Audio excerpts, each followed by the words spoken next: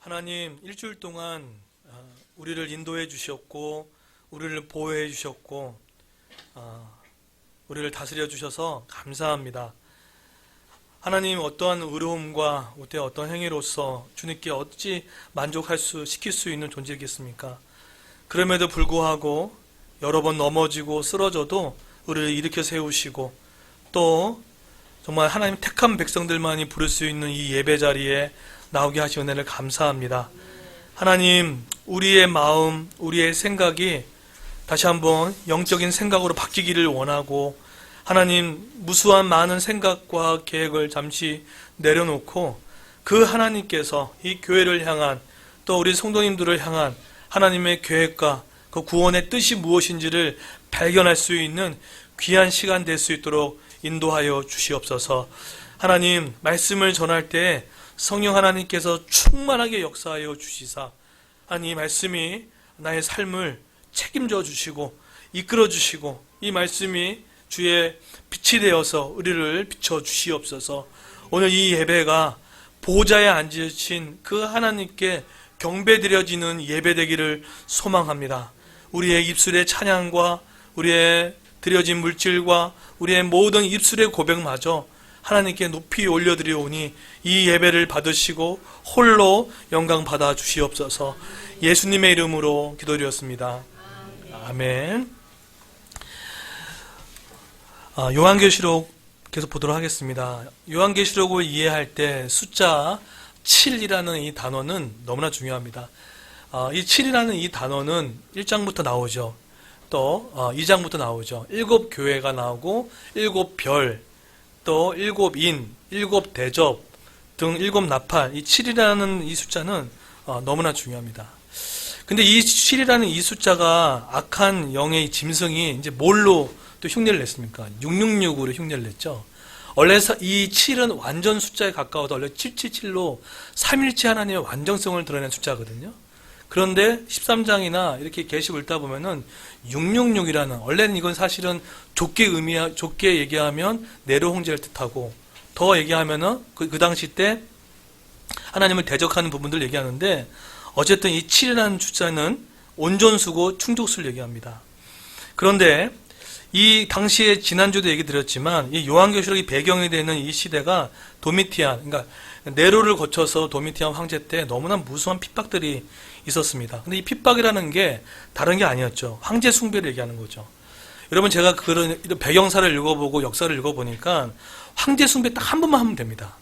그럼 나머지 모든 경제활동은 어떤 것도 상관이 없어요. 단 초대교회 성도들 단 그 한 번을 절하지 않았다는 거예요. 그만큼 이 황제 숭배 사상은 돈을 갖고 좌지우지하는 사상입니다. 그런데 이때 그 시대에 살았던 이스라엘 백성들이 어땠습니까? 그때 배경이 어땠죠? 기독교와 유대교가 이제 결별을 많이 했죠. 믿음으로 말미암아 구원받는다는 이 일로 인하여서 더 이상 접점이 생기지 않았습니다. 그리고 더 나아가서 초대교회 성도수는 많이 증가하고 있었지만 어쨌든 말씀드렸죠. 그에 따른 이방 그 이단도 많이 득세했다고.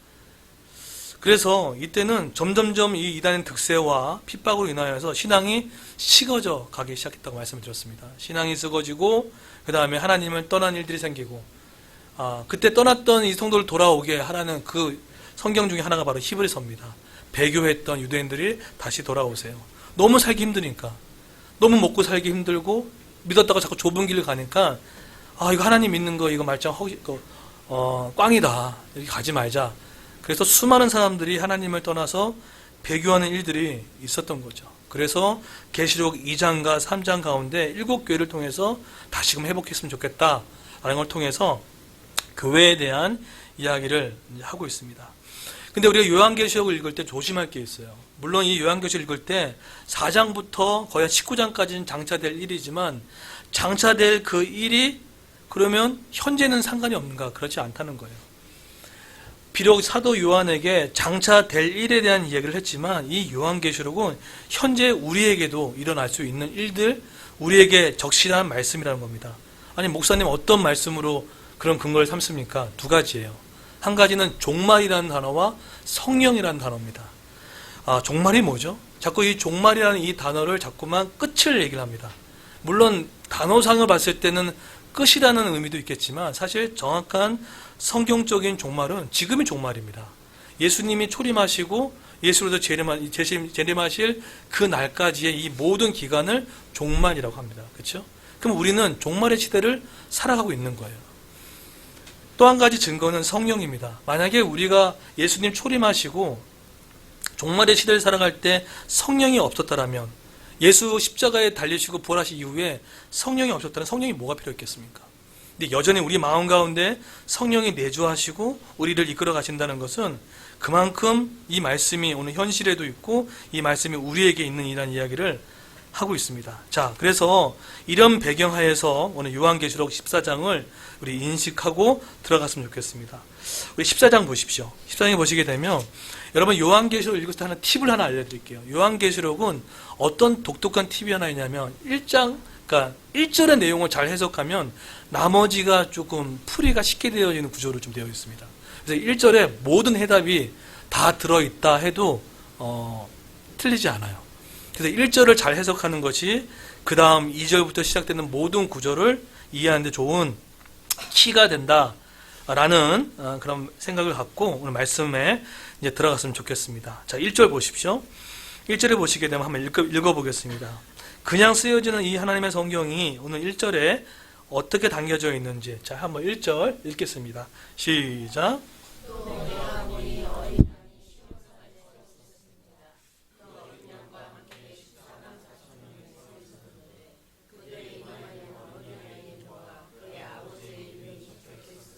예, 풀어할 단어가 너무 많아요. 그렇죠?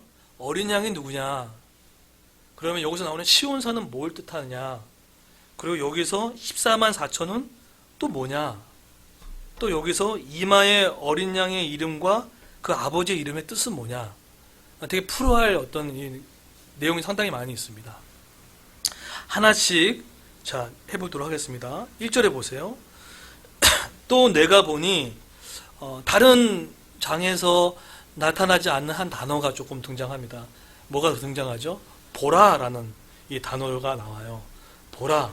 대체 이 단어를 사도 요한이 하나님의 음성을 들으면서 이 보라는 것을 대체 뭘 보라는 얘기일까?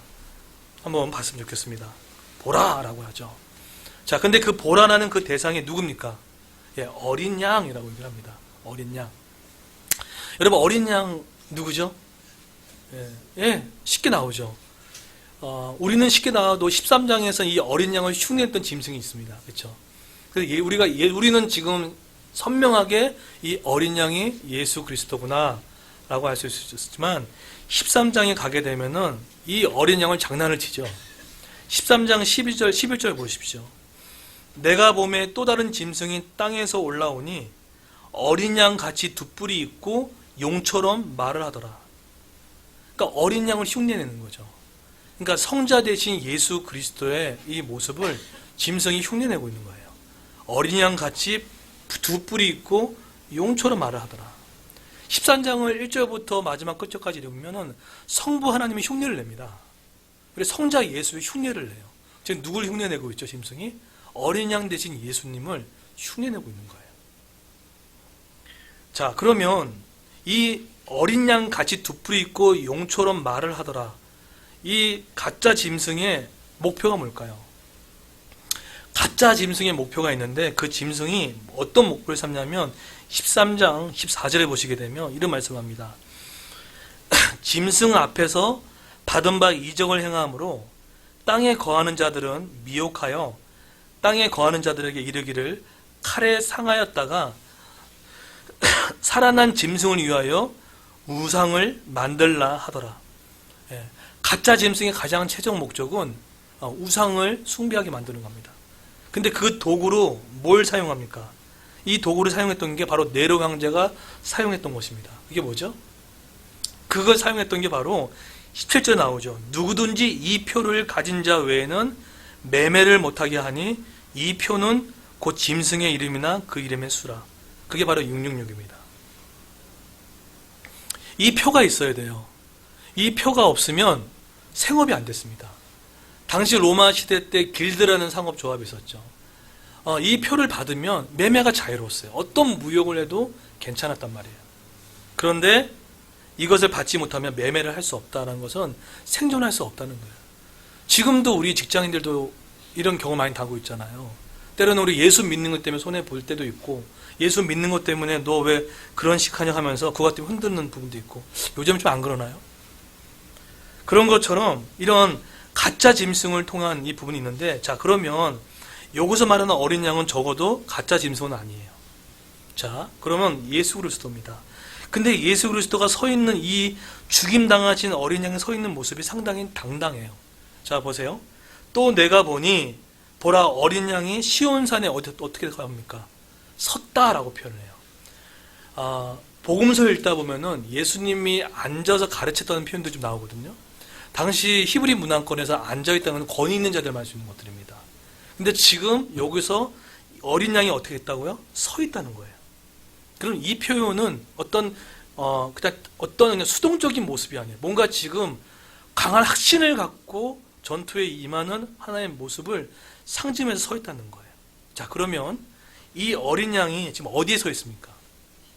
시온산이 있어요. 여러분, 시온산과 어떤 단어와 이렇게 자꾸 이렇게 교차하면서 성경 기자들이 쓸까요? 그게 뭘까요? 시온산과 동일하게 쓰는 단어가 있어요. 그게 뭘까요? 예, 예루살렘입니다. 시온산을 성경 기자들이 쓸 때 이 단어를 사용하지 않고 때로는 주로 예루살렘을 많이 써요. 자, 그러면 시온산과 예루살렘이 이렇게 교차되면서 쓸 때 이 시온산과 예루살렘 그럼 언제 쓰여지냐는 거예요. 성경 기자가 성경을 기록해 나갈 때 시온산을 쓰고 예루살렘을 써 내려갈 때 언제 쓰냐는 거예요. 그것이 오늘 제가 참고 구절로 잡고 하는데 한번 띄워주시겠습니까? 이사야 보십시오. 이사야 보시게 되면 앞으로 성경을 읽어 나가실 때 시온산 많이 나옵니다. 그렇죠?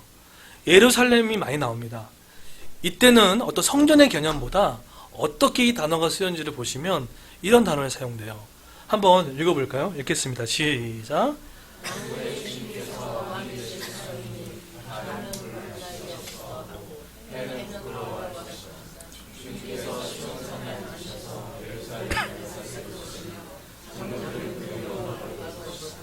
네, 시온산에서 앉으셔서 뭐 한다고요? 예루살렘을 다스린다는 거예요. 그러면 이제 문제가 풀렸죠. 시온산 또는 예루살렘이 나올 경우에는 바로 하나님의 통치를 가르칩니다. 그러면 지금 어린 양이 지금 어디에 서 있다고요? 시온산에 섰고, 그러니까 지금 어린 양이 뭐 한다고요? 통치하고 있다는 거예요.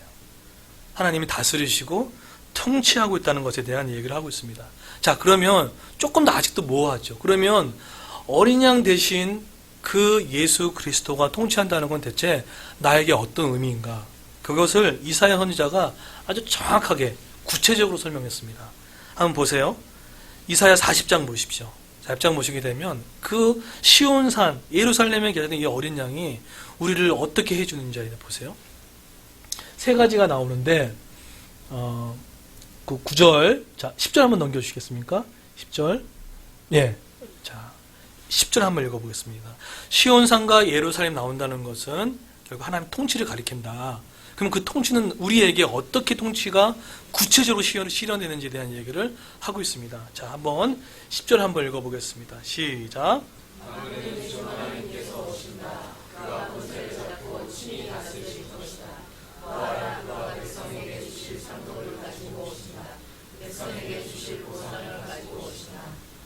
네. 자, 그 다음에 11절 제가 읽겠습니다. 그는 목자와 같이, 자, 첫 번째 뭐죠? 그의 양떼를 먹이신다는 거예요. 양육한다는 거예요. 시온산에 서 계신 어린 양 대신 예수 그리스도는 우리 성도 한 사람 한 사람이 교회를 뭐 한다고요? 먹이신다는 거예요. 두 번째, 한번 어린 양들은 팔로 모으시고 팔로 품에 안으시며 보호를 뜻합니다. 보호를 뜻해요. 그리고 또 뭐 하죠? 젖먹이는 암컷들을 온순히 뭐 한다고요?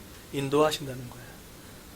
어린 양 대신 죽임당하신 그 예수 그리스도는요, 우리를 어떻게 한다고요?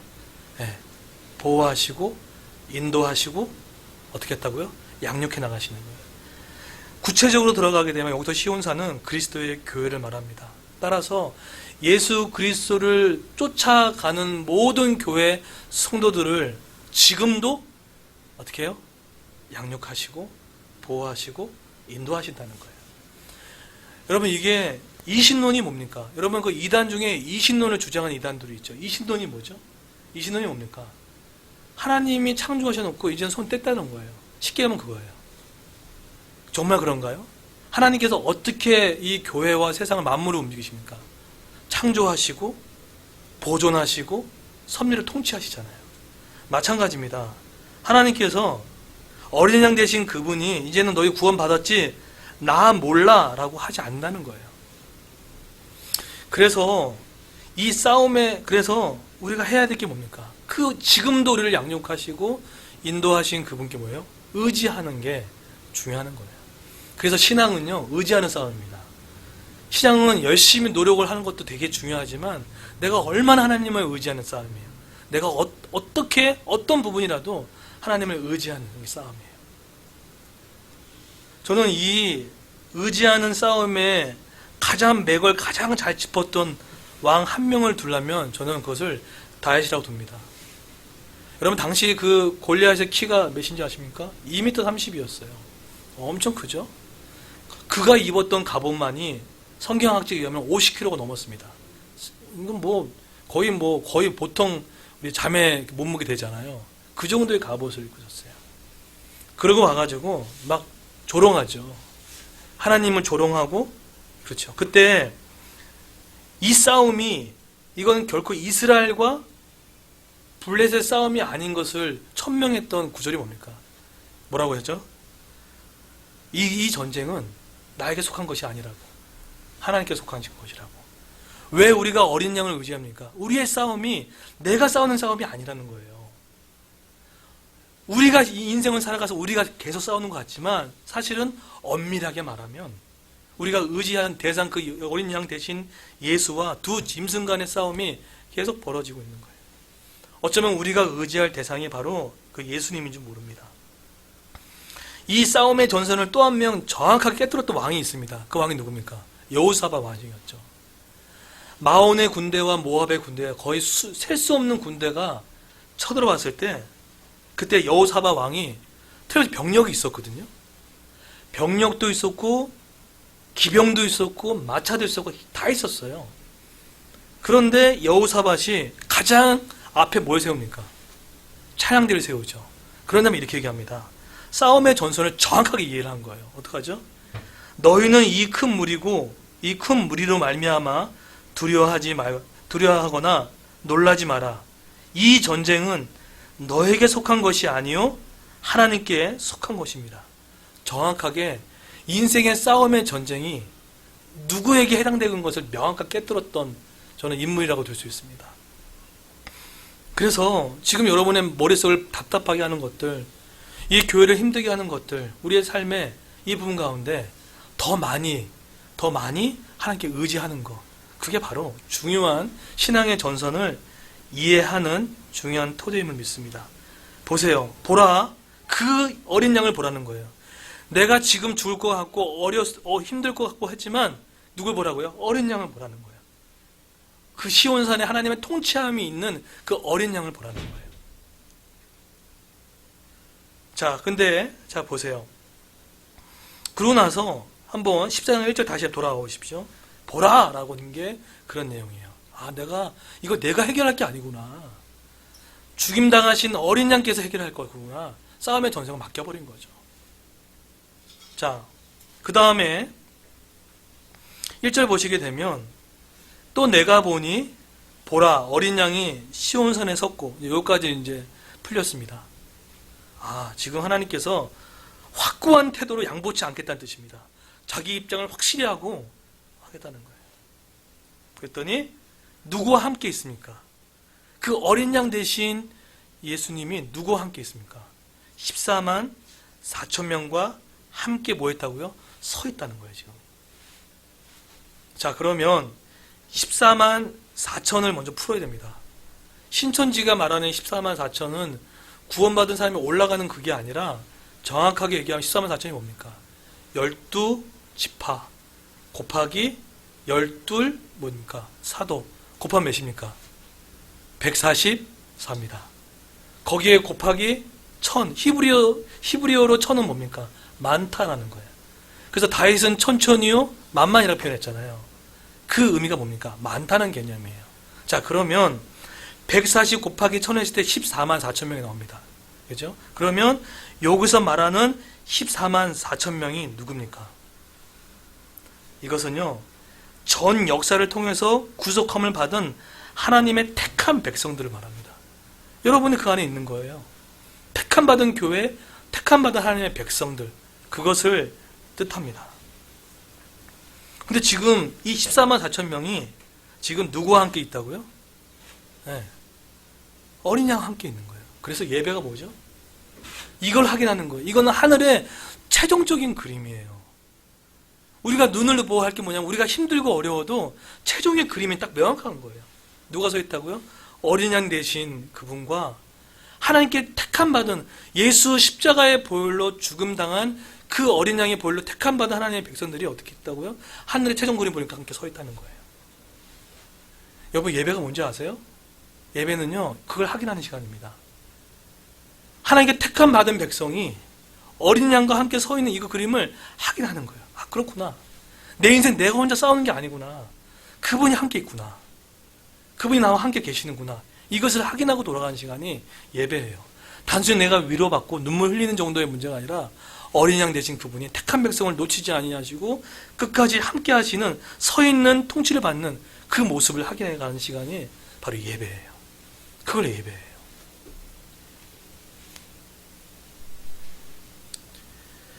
그래서 여러분 예배 올 때 저는 요즘에 좀 그런 좀 이미지 훈련을 좀 해요. 아, 여기 보좌에 앉으신 하나님이 계신다.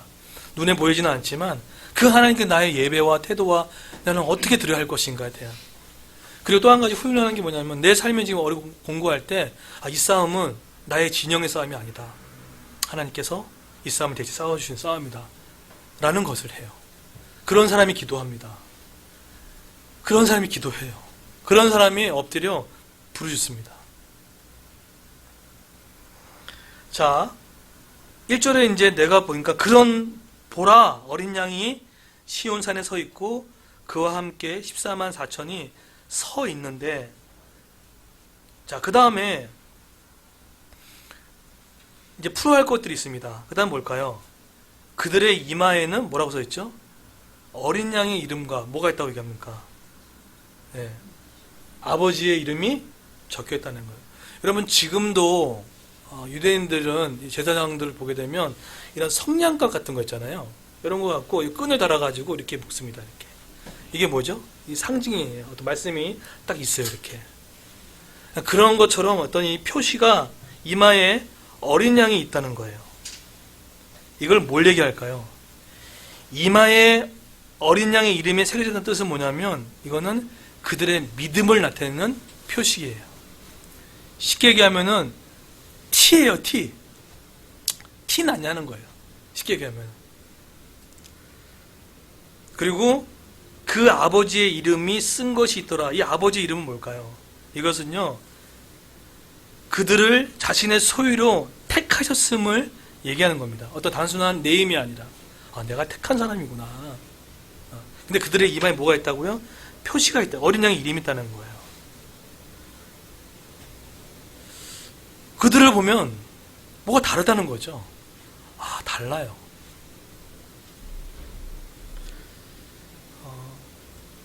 여러분, 우리 교회는 세상에 이렇게 내비치면 정말 다른가요? 여러분, 우리 그레이스 교회가 세상에 이렇게 던져지면 좀 다른가요? 여러분의 가정교회가 세상을 이렇게 내놓으면 좀 다른가요? 여러분의 우리의 이 신앙의 삶이 세상에 나가면 좀 다른가요?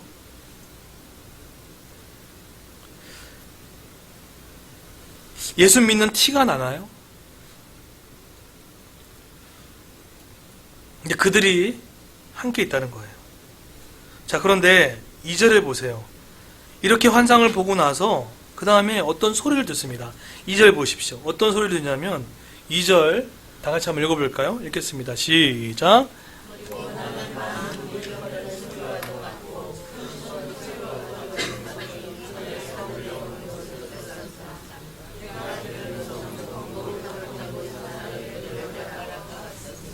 네, 지금 검은고라는 단어가 2번 이상 등장합니다.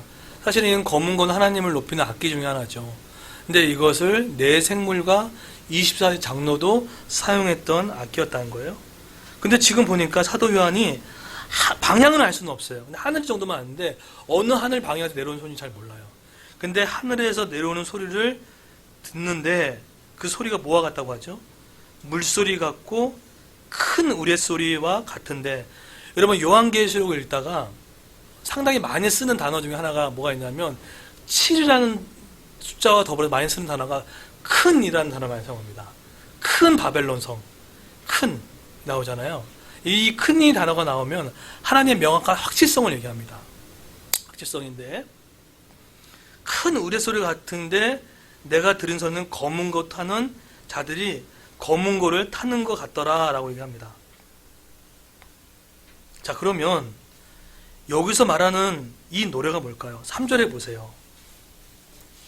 자, 3절에 자, 대체 어떤 막 소리가 막 들리고 있는 거예요. 근데 그게 어떤 찬양인지는 몰라요. 단지 들었을 때 뭔가 물소리 같다.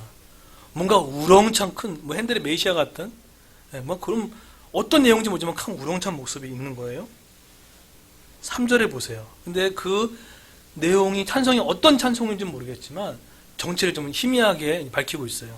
3절 한번 읽어볼까요? 시작.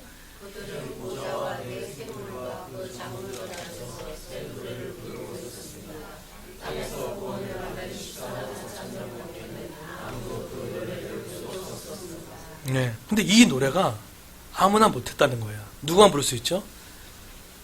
속량함을 받은 14만 4천 밖에는 능히 이 노래를 배울 자가 없더라.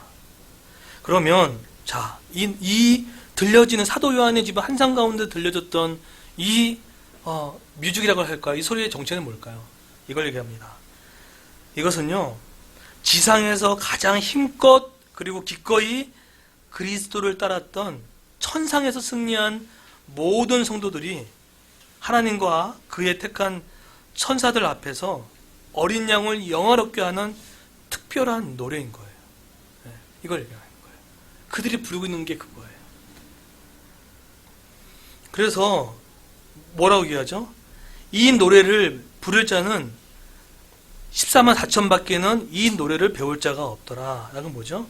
어린 양의 피에 구속한 택한 들 외에는 하나님을 찬양할 수 없다는 거예요. 여러분 지금 안 믿는 사람 여기 데려다 놓고 예배 이렇게 해보라고 해보시죠. 예배 못합니다. 찬양 한번 해라고 해보십시오. 따라 부르셔도 이게 무슨 말인지도 모릅니다. 신앙 처음 가신 분들 아실 거예요. 이게 무슨 내용인지 몰라요. 어린 양은 또 뭐고 성부 하나는 뭐고 몰라요. 근데 누가 부를 수 있습니까? 하나님의 택한 백성만이 하나님의 구원의 노래를 부를 수 있다는 거예요. 여러분 예배를 특권으로 여기셔야 됩니다. 택함받은 하나님의 백성이 이 자리에 나와서 부를 수 있는 노래가 바로 그게 예배입니다. 그게 찬양인 거예요. 아무나 부를 수 있을 것 같아요? 아닙니다. 이 찬양은 하나님께 택함 받은 백성들만이 부를 수 있는 거예요. 나 같은 죄인이 어떻게 찬양을 부를 수 있어요? 여러분 우리 어려부터 토요일까지 진짜 CCTV 달아가지고 딱 그걸 틀면 하나님 앞에 찬양 부를 사람이 누가 있겠습니까? 여러분의 초소형 안에 CCTV를 여러분한테 장착시켜놓고 하루를 살라고 해보십시오. 하나님 앞에 의로움으로 찬양할 수 있을까요? 우리 못합니다. 근데 죽임당하신 그 어린 양의 보혈로 전가된 하나님의 피에 그 피로 말미암아 우리가 찬양을 부를 수 있는 존재와 특권이 됐다는 거예요. 우리 여기 일주일 동안 초소형 CCTV를 촬영 가서 오면 못 볼 존재지만 나올 수 있는 큰 근거 뭡니까? 그분의 피를 흘려주셨기에 이 자리에 나와서 예배할 수 있는 특권을 얻은 거죠. 그래서 저는 요즘에 그 찬양이 너무 좋아요. 우리 보좌 앞에 모였네 함께 주를 찬양하며. 정말 요한계시록을 너무 잘 설명한 정말 귀한 찬양이에요. 근데 구원하심이 어디에 있다고 얘기합니까? 어린 양께 있다고 하잖아요. 우리가 어떻게 이 자리에 나와서 예배할 수 있겠습니까? 우리의 삶을 돌아보면 어떻게 우리가 구원받을 수 있는 존재였겠습니까? 그래서 여러분, 혹시 내가 지금 이런 찬양이 혹시나 말라 있거나 이 찬양이 지금 우리가 흩어져 있다 그러면 다시 한번 우리 삶에 하나님의 구속을 찬양하는 그 찬양을 높여드렸으면 좋겠어요. 그래서 우리 그리스도 예배 가운데도 마음을 위로하는 찬양도 너무 중요해요. 근데 정말 예배 가운데 정말 그 하나님의 성원을 자랑하고 그분의 피의 공로로 말미암아 우리가 이 자리에 왔음을 경배하는 그 찬양, 저는 그 찬양이 정말 하나님 앞에 영광 돌리는 찬양이 믿습니다. 물론 우리의 마음의 힘듦의 위로의 찬양도 너무 중요해요. 하지만 전제가 될 게 뭡니까? 그분의 공로가 아니었으면 어떻게 할 수 있겠습니까? 자, 그런데 이랬던 우리가 이렇게 불렀던 그들이 어떤 사람들이었는지를 좀 구체적으로 설명을 하고 있어요. 4절과 5절에 우리한테 도전을 주고 있어요. 이렇게 살라라는 것보다 예수 믿는 티가 난 사람들의 모습이 나타나요. 대체 그들은 그럼 어떻게 삶을 살았을까? 궁금하지 않으세요? 어떤 삶을 살았기에 이랬을까? 대체 사도 요한이 봤던 그 사람들 14만 4천 어린 양과 함께 시온에 서 있던 그 무리에 속한 사람들은 대체 어떤 모습으로 살았을까? 그 모습에 대해서 4절과 5절이 얘기를 합니다. 4절 보십시오. 한번 읽어볼까요? 읽겠습니다. 시작.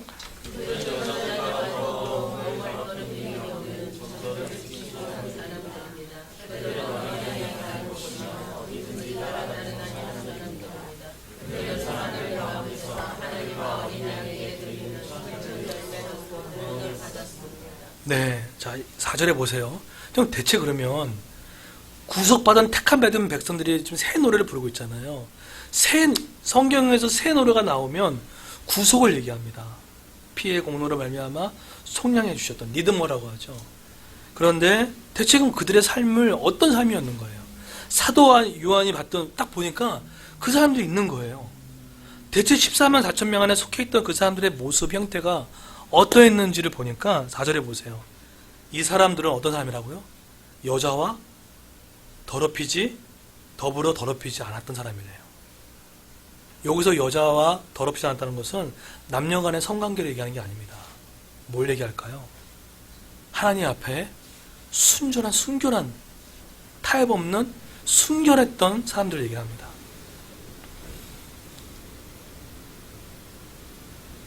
그런 사람들이 서 있는 거예요. 여러 가지의 길도 있지만 음행하지 아니하고 여자 더불어 높이지 않는 것은 순결한 하나님을 상태로 그들이 쫓아갔던 사람들을 서 있는 거예요. 아니 어떻게 100% 순결할 수 있겠습니까? 알아요. 이따가 보면 알겠지만 그래도 기준을 보세요. 그러한 더럽히지 않냐고. 두 번째 14만 4천 명에 속해서 하나님의 성호를 자랑하고 있는 두 번째 사람은 어떤 특징이 있냐면 뭐라고 하죠? 어린 양이 어디로 가든지 인도하든지 따라가는 자녀라고 얘기합니다. 여기서 어린 양이 어디로 인도하든지 따라가는 자라는 뜻은 뭐냐면 어떠한 희생을 치르더라도 죽을 각오를 하고서라도 어린 양을 쫓아가는 자를 뜻합니다. 어떤 희생을 치더라도. 저는 인생을 살면서 제가 했던 기도 중에 너무 잘했다라는 기도가 뭐냐면 만남의 축복을 놓고 하는 기도. 이걸 너무 잘했다고 생각해요. 왜냐하면 제가 LA 로고스 교회, 지금은 이제 새생명교회로 미국에서 이제 목회지를 바뀌신 이제 은퇴를 앞둔 분 목사님 계신데 강주민 목사님이라고 그분 때문에 헨리 나우민의 영성도 많이 배웠는데 제가 한 20대 후반인가요?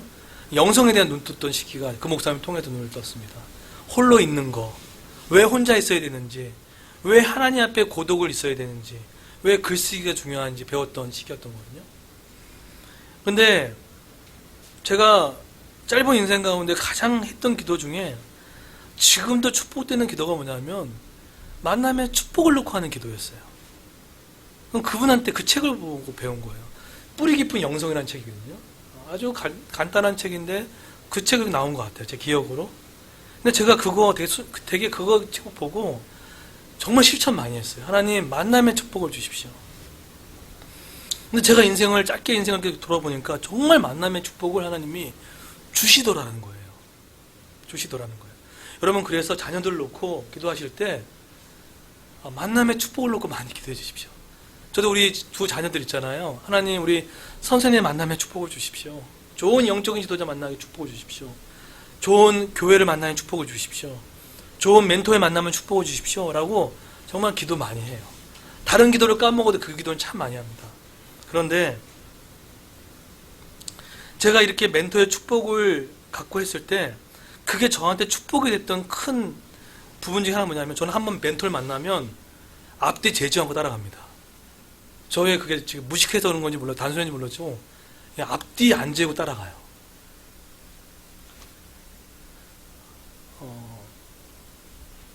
그냥 막 쫓아갑니다. 제가 군 제대하고 만났던 목사님도 그렇게 쫓아갔던 거예요. 그러니까 사람을 쫓아갔다는 뜻이 아니에요. 그냥 그만큼 순진한 거죠. 그래서 저는 쫓아간다는 게 어떤 의미냐면 그분을 다 알아봅니다. 알아봐요. 삼일계 송태호 목사님이 부임하실 때 그분이 썼던 모든 인터뷰 내용 다 읽었어요. 그분의 책도. 왜? 멘토를 쫓아간다는 것은요, 내 인생을 맡기는 거잖아요. 어떻게 함부로 인생을 맡길 수 있겠습니까? 그분이 어떤 분인지, 어떤 사상을 갖고 있는지, 어떤 철학을 갖고 가는지, 여러분 한번 어떤 사람 만나도 인생 달라집니다. 그래서 그걸 다 읽고 쫓아갈 만한 분이구나 쫓아가요.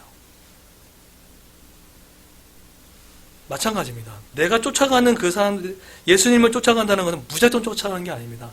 정말 내가 말씀을 통해서 하나님을 알아가고, 왜 성경 공부를 해야 되고, 왜 말씀을 알아갑니까? 점점 알아가는 지식이 많으면 많아질수록 지식의 양을 얘기하는 게 아니라 그분의 인격, 그분의 신뢰할 만한 분인가라고 하게 되면요, 걸어가게 되어 있습니다. 우리 이번 주부터 우리 직위 모임 때 기독교 강요, 칼빈의 기독교 강요 책을 보거든요. 지금 교사 모임 때도 칼빈의 기독교 강요를 지금 읽기 시작을 하고 있는데, 왜 볼까요? 그 책을 왜 볼까요? 책 수준을 높이려고요? 아닙니다. 하나님이 어떤 분인지를 아니면 왜곡된 시각이 바뀝니다. 왜곡된 시야가 바뀌어서 이분은 정말 쫓아갈 수 있는 분이구나. 사람은 나중에 배신할 수도 있고 떠날 수 있습니다. 근데 그분만큼은 그렇지 않구나. 쫓아가게 돼 있다는 거예요. 근데 이 쫓아가는 게 어려워요, 쉬워요?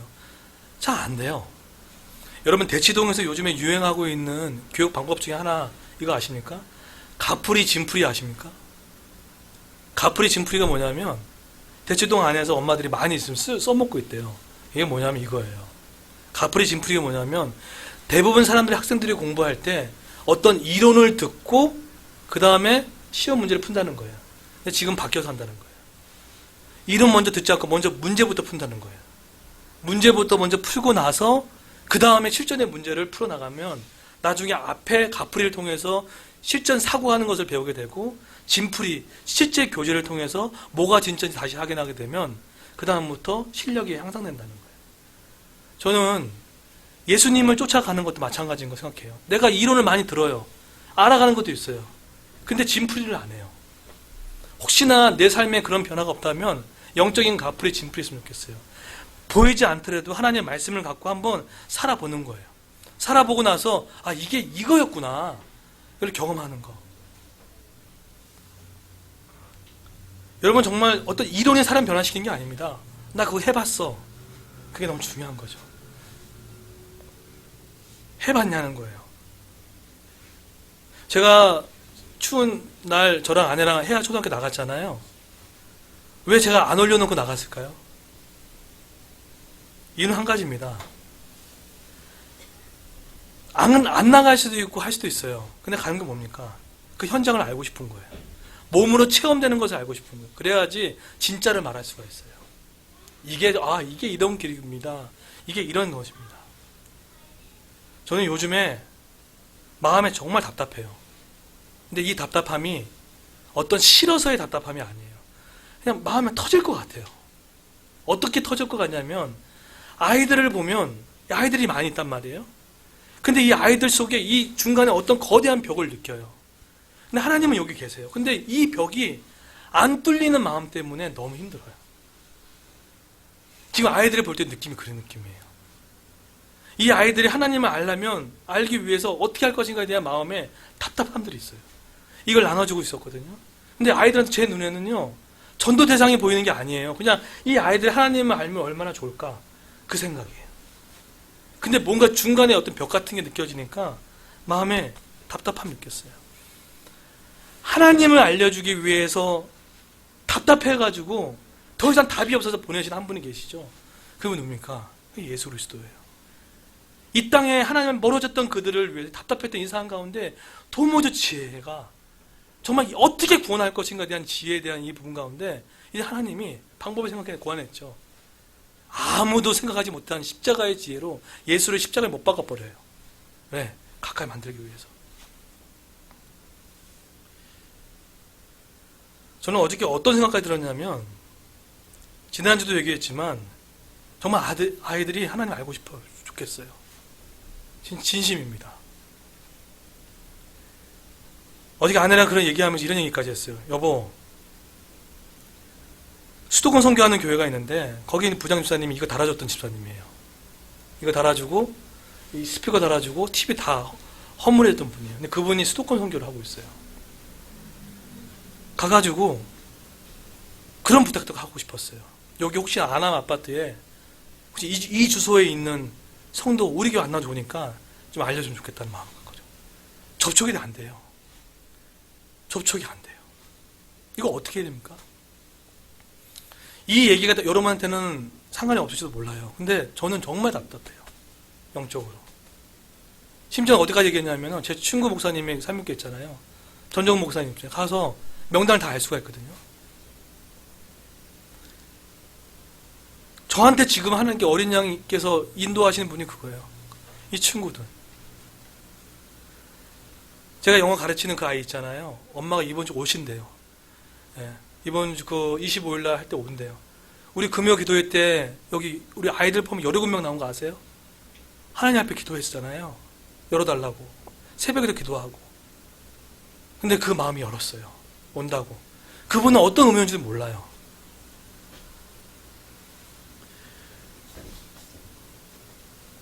모르겠어요. 제 마음 가운데 어린 심령에 대한 마음이 남달라요.